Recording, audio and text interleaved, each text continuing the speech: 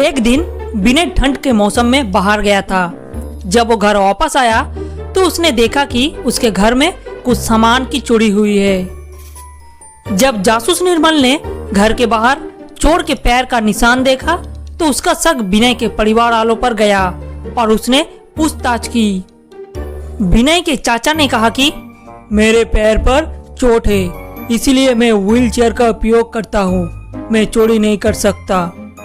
फिर उसके चाची ने भी कहा मैं अपने घर पर थी, मुझे कुछ पता नहीं। और उसका बहन भी बोलती है मैं अपने रूम में पढ़ाई कर रही थी। तो क्या आप बता सकते हैं आखिर चोर कौन है? सही आंसर होगा विनय के चाचा, क्योंकि पैर के निशान के साथ लकड़ी के निशान भी थे जो लकड़ी की मदद से चोरी करने आया था। संदीप एग्जाम पेपर की जांच कर रहा था। अगले ही दिन संदीप की नौकरानी ने संदीप को मारा हुआ पाया।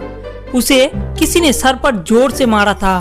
कमरा पूरा उथल पुथल पड़ा हुआ था। ऐसे लग रहा था कि मरने वाला कुछ ढूंढ रहा था। जासूस निर्मल ने केस की जांच पड़ताल की। उसको 4 लोगों पर शक गया।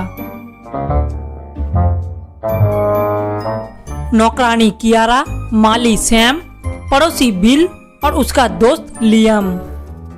संदीप मरने से पहले कुछ लिखा था जो आप देख सकते हो।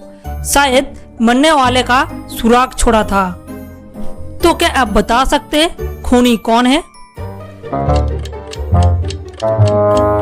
सही आंसर होगा बिल, क्योंकि अगर आप कागज में लिखा हुआ नंबर को कांच में देखोगे तो आपको उस पर बिल लिखा नजर आएगा।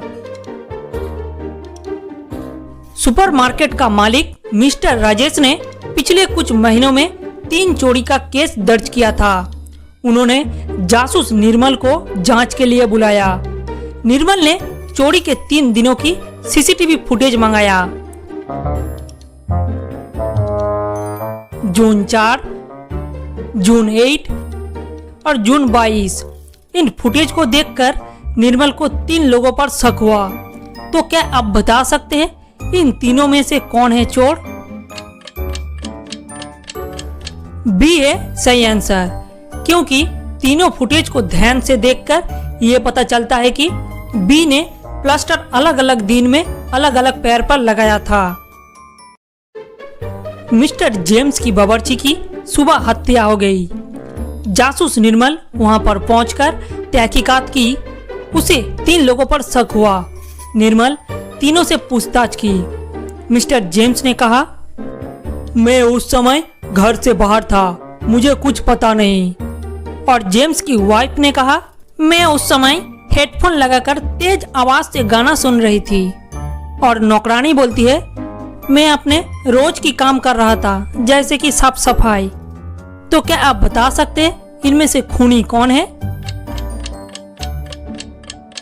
नौकरानी सही आंसर है, क्योंकि बावर्ची के पास खून से लगा एक चाकू मिला और नौकरानी के पैर में भी ताजा चोट लगी थी। उसने ही बावर्ची को मारा है।